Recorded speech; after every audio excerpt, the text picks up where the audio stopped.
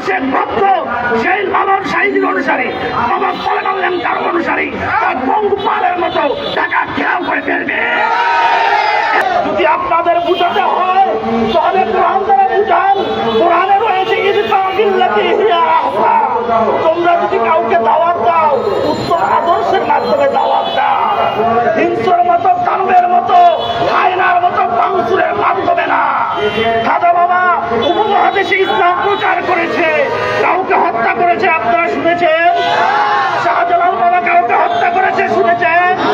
দয়াল নবী রাহমাতুল লিল আলামিন কাউকে হত্যা করেছে শুনেছেন? এটাই তো ইসলাম। তো আজকে যারা মাজার ভাঙচুর করতেছে তারা কোন ইসলাম কায়েম করতে চায়? এজন্য ভাইয়ের আমার সর্বশেষ বক্তব্য, আজকে যে সমস্ত দরবার থেকে পীর মাশায়েখ এসেছে সকলকে আমি সাধুবাদ জানাই।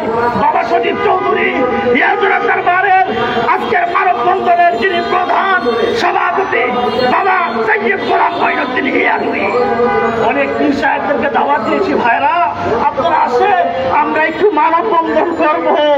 কিন্তু পীরেরা বলতেছে যাওয়া যাবে না, আমাদেরকে মেরে ফেলবে। তো সৈয়দ গোলাম মঈনুদ্দিন হিয়াজুরি বলছে সুবিবাদী, চলো আমরা কাপড়ের কাপড় পরে আউলিয়া গ্রামের মাজার হেফাজতের জন্য যাব। এখন আপনারা বলতে পারেন সাংবাদিক ভাইরা যে মাজার যে আপনারা জিয়ারত করেন এটা দলিল কোথায় রয়েছে? কোরআনের সূরায় 32 নম্বর আয়াত খোলেন, আল্লাহ তাআলা বলতেছে আল্লাহ শাইরুল্লাহ যেগুলো রয়েছে এগুলোকে তাজিম করা, এগুলোকে সম্মান করা, এটা হচ্ছে ঈমানি দায়িত্ব। আল্লাহ শাইরুল্লাহ কি? বাইতুল্লাহ আল্লাহ শাইরুল্লাহ, রাসূলুল্লাহ আল্লাহ শাইরুল্লাহ, কালামুল্লাহ আল্লাহ শাইরুল্লাহ, ওলিউল্লাহ আল্লাহ শাইরুল্লাহ। এজন্য জগতে যতদিন মাজার থাকবে এই জমিনে ইসলাম থাকবে। জগতে যখন মাজার থাকবে না জগৎ থেকে ইসলাম চলে যাবে।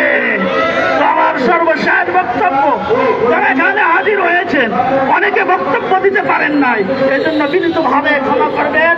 এবং সামনে যখন সৈয়দ গোলাম মঈনুদ্দিন হিয়াজুরি জয়পুরা দরবার শরীফের সুবিবাদ ফাউন্ডেশনের চেয়ারম্যান বাবা সজিব চৌধুরী সাহেব আমাদের ডাক দিবে 5 লক্ষ আশেক ভক্ত সেই লালন সাহিদির অনুসারী বাবা সলেমান ল্যাংটার অনুসারী পঙ্গুপালের মতো টাকা ঘেরাও করে ফেলবে।